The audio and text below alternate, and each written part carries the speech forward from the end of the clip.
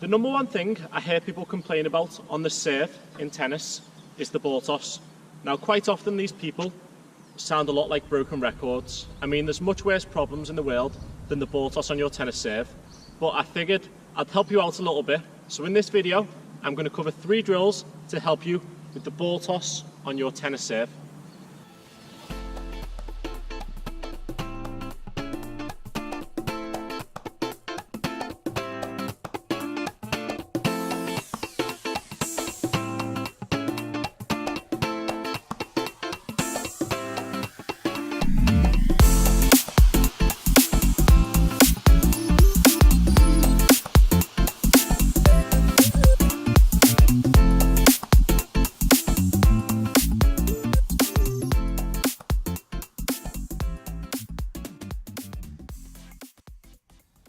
Regardless whether you're struggling with the height of the ball toss, i.e. it's too high or it's too low, or whether you're struggling with the direction of the ball toss, if it's too far to one side or too far to the other, or the depth, too far in front or too far behind, I've got a drill in this video that will help you out.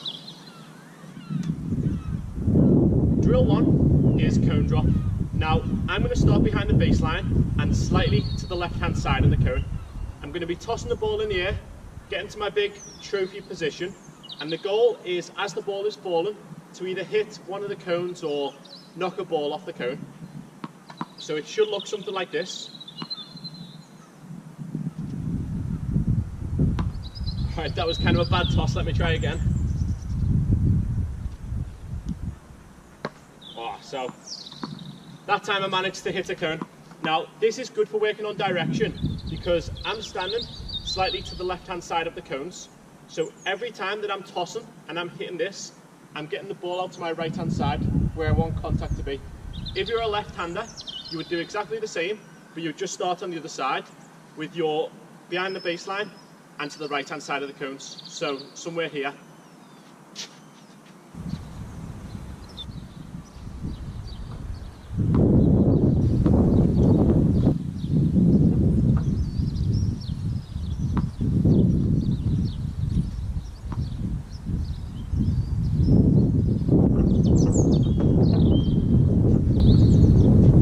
Just a couple of pointers when you're doing this exercise.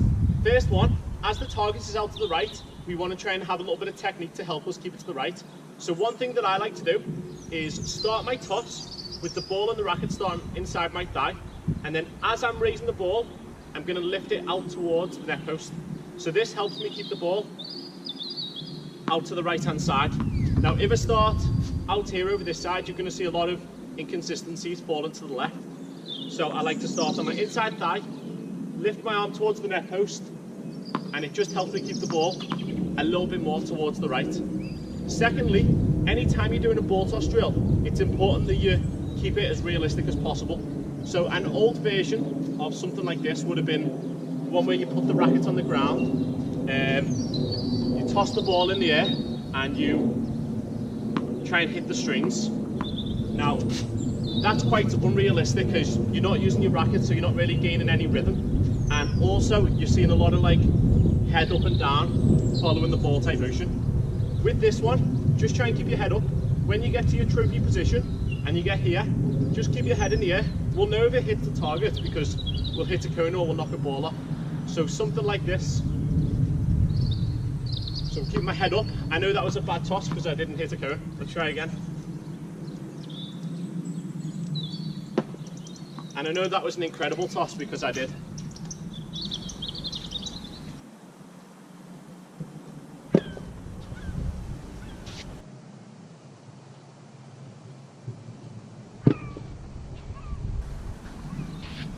Drill 2 is the box. Now I'm going to start behind the baseline. I'm going to hit my serve, finish inside the box, and then recover back to the blue spot into my ready position. So it should look something like this. So I'm going to start behind the baseline, hit my serve, and finish in the box, and then back to my ready position of blue.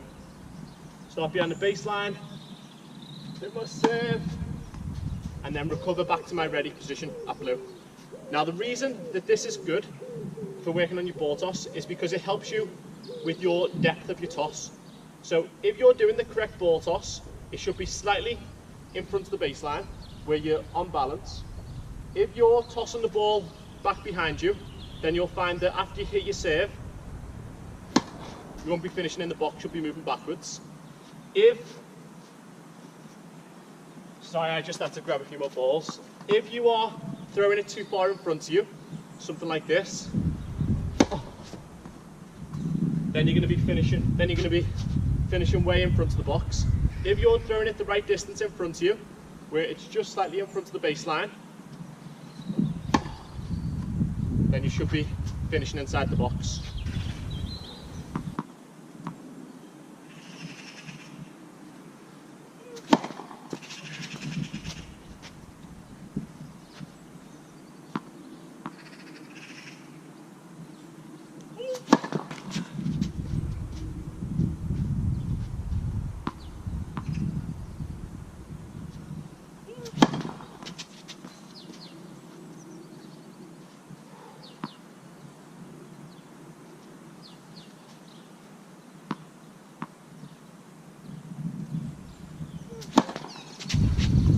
As you do this exercise, try and use your body as an indicator of what adjustment you need to make.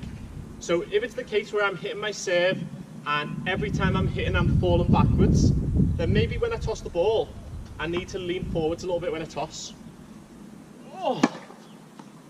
If it's the case where I'm throwing it too far away and my body's collapsing, so something like that, then maybe I need to maintain my balance a little bit more and stay a little bit steadier here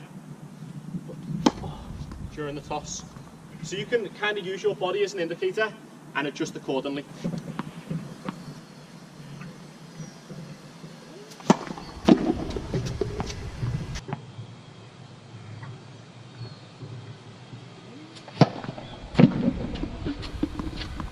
Drill 3 is fence trap.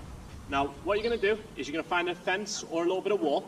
You're going to toss the ball in the air and trap the ball between your racket and the fence. So here we go. So toss it up and trap it, toss it and trap it. Now this exercise is really good for working on the height of your ball toss. So for me, I'm going to try and trap it at the very top of my reach, so somewhere up here, and I'm going to try and trap it at that.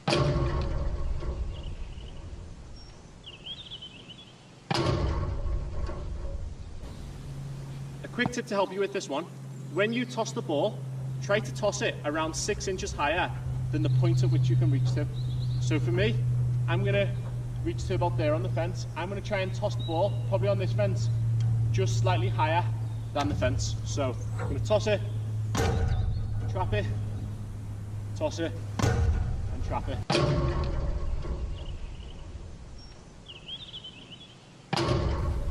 Thanks for watching this week's video. I hope you've taken some value in the lesson on the tennis ball toss. Now, I know I haven't been able to solve all the problems in your life, but hopefully the tennis ball toss will be one less thing to keep you up at night. Be sure to like, share, subscribe, comment, and thanks again.